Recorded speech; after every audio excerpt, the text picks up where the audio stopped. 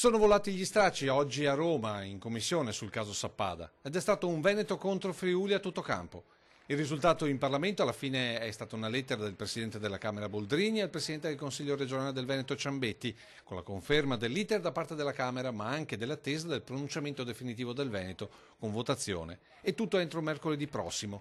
Data peraltro già definita impossibile da Venezia. Ma quello che si è capito è che il Friuli vuole Sappada a tutti i costi e che il Veneto non è più disposto a cedere le sorgenti del Piave. È tutto conseguenza del Sassolino che ha bloccato la macchina per il distacco di Sappada dal Veneto, o meglio, è del deputato trevigiano Simonetta Rubinato, il suggerimento che ha portato alla lettera inviata a Roma dal Consiglio regionale e che di fatto invalida tutto l'iter.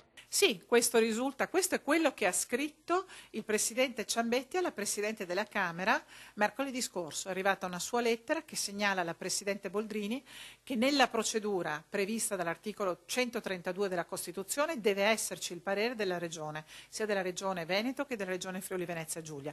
Ebbene, risulta che il parere della Regione Veneto non c'è, è agli atti una semplice mozione che però non è il parere richiesto dalla Costituzione. E non è l'unico passaggio mancante per il distacco di Sappada dal Veneto. Dobbiamo verificare la necessità o meno di una legge costituzionale, perché la MON, per trasmigrare in Trentino Alto Adige, il governo ha sempre detto, il Parlamento hanno detto che serviva una legge costituzionale. Qui invece si sta discutendo di una legge ordinaria. Quindi sono due vizi di procedura, di forma particolarmente rilevanti.